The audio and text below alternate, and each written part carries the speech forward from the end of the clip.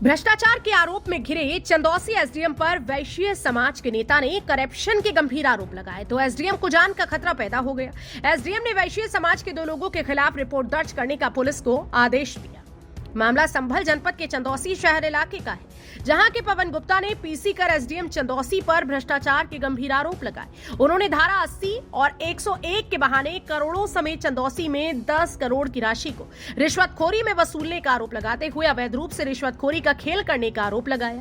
वैश्य नेता ने एसडीएम की जांच की मांग की तथा मामला उच्च न्यायालय तक ले जाने की चेतावनी दी, जिसके बाद एसडीएम ने 2 वैश्य समाज के लोगों से जान का खतरा जताया। तमाम प्रशासनिक इंतजामों के बावजूद एसडीएम को जान का खतरा तब पैदा हुआ जब वैश्य नेता ने एसडीएम पर भ्रष्टाचार के आरोपों की झड़ी लगा दी। एसडीएम और वैश्य समाज के नेता की इस जंग इन दिनों लोगों की जुबान पर है। आपको बता दें कि चंदौसी एसडीएम राज्यपाल सिंह लंबे समय से चंदौसी में तैनात हैं, जहां वे अब विवादों में घिरे हैं। ये पवन कुमार गुप्ता हैं। इनके द्वारा कभी कर्मचारियों से कभी अधिकारियों को टारगेट करके फर्जी शिकायतें की जा रही हैं। उसमें हमारे दानवीर लेखपाल पर भी आरोप लगाया कि उसके द्वारा पैसे मांगे जा रहे हैं, जबकि कोई ऐसा प्रूफ नहीं है। और उस पर दबाव बनाकर कार्य करवाने के लिए और इस तरह के अनर्गल उन पर भी और हमारे ऊपर भी ये आरोप लगाए गए हैं, जिसमें प्रेस के माध्यम से भी उन्होंने फर्जी शिकायतें, फर्जी इस तरह की बातें की हैं।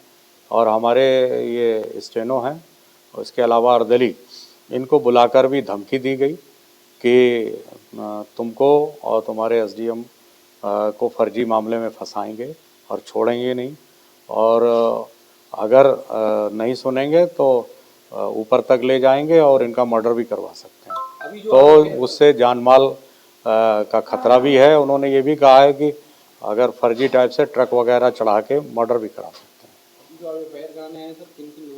तो इस समय 2 लोग हैं, ये गिरीश अग्रवाल हैं, उनके द्वारा भी हमारे स्टेनो हरिओम है और हमारे जो अर्दली हैं, इनको बुलाकर ये संज्ञान में ये चीज़ें कही गई हैं और अनर्गल इस तरह के दुष्प्रचार किए जा रहे हैं। तो ये पवन गुप्ता और गिरीश अग्रवाल,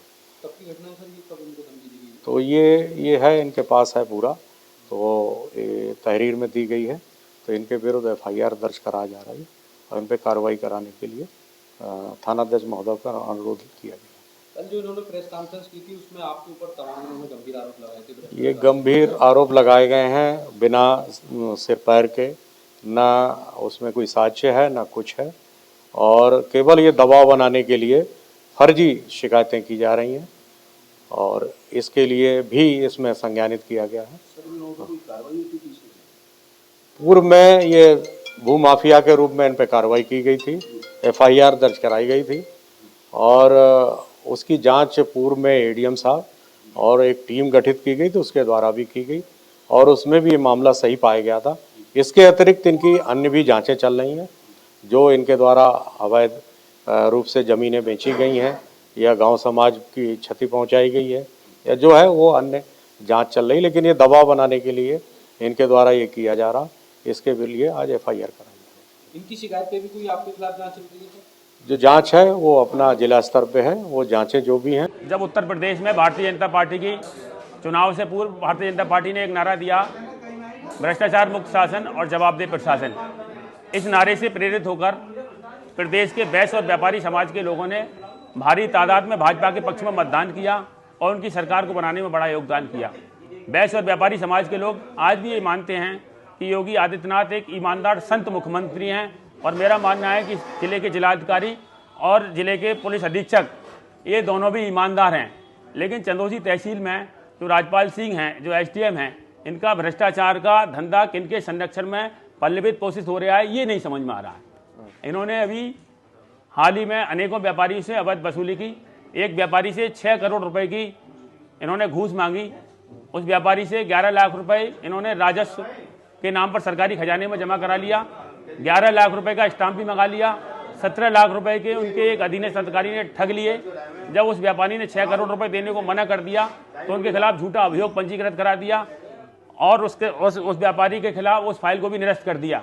वो व्यापारी आत्महत्या करने जा रहा था अखिल भारतीय वैश्य महासम्मेलन के पदाधिकारियों को जब इस बात का ज्ञान हुआ, जानकारी हुई, तो उन्होंने उस परिवार के साथ जाकर उनका ढांढस बंधाया और उसे ये भरोसा दिलाया कि अखिल भारतीय वैश्य महासम्मेलन आपकी कानूनी लड़ाई लड़ेगा, आपके साथ है।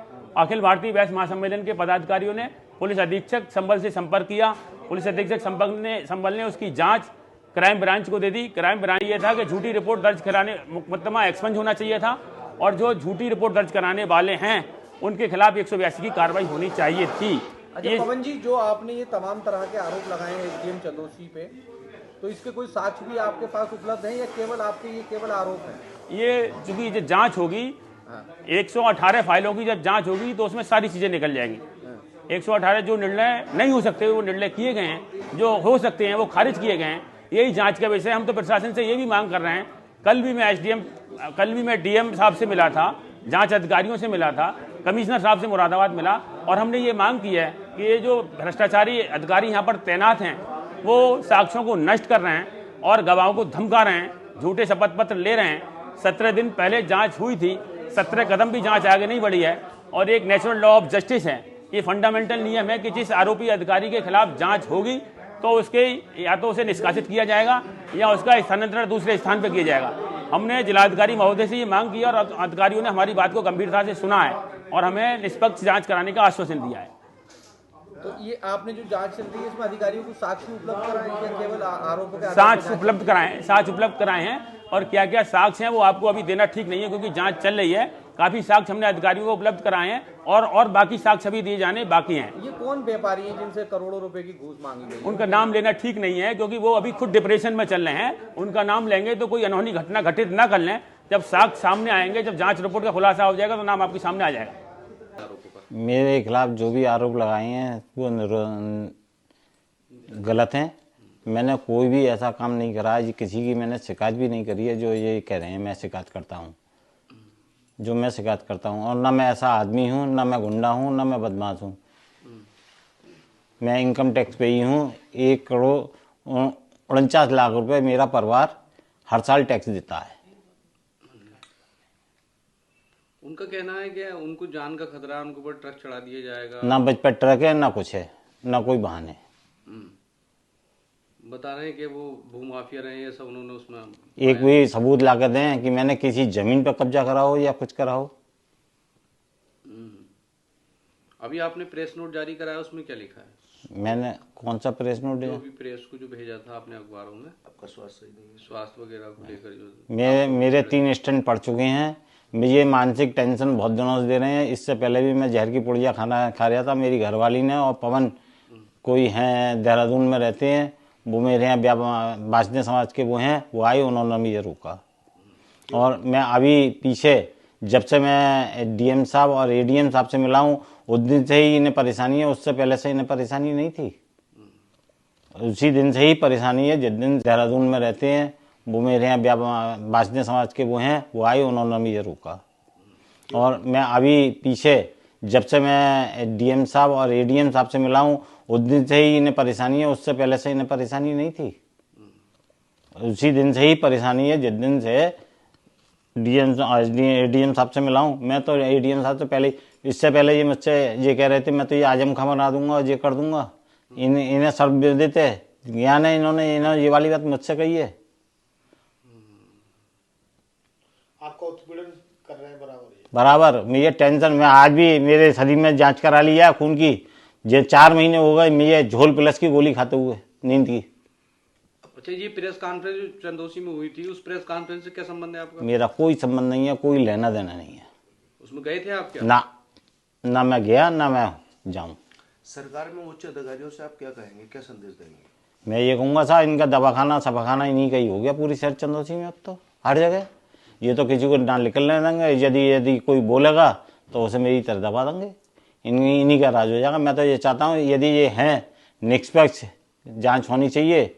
इन्हें जब तक ट्रांसफर करता है 15 दिन बाद इन्हें फिर बुला लिया जाए। ऐसा क्या हुआ कि कल एक वैश्य समाज ने मीटिंग की और एक अधिकारी पर इसका मुझे कोई ज्ञान नहीं लगाए और आज एक एसडीएम साहब आपका नाम ले रहे हैं कि मुझ पर ट्रक चला दिया? ये साहब मुझे नहीं पता क्या करना चाह रहे हैं, क्या इनके मन में, ये तो आप सब लोगों को पता होगा। ये मेरे प्रति द्वेष भावना पहले से ही मानते हैं, इसका उजागर हो चुका है। संभल से फजल अहमद के साथ सतीश सिंह की रिपोर्ट, एक्सप्रेस न्यूज।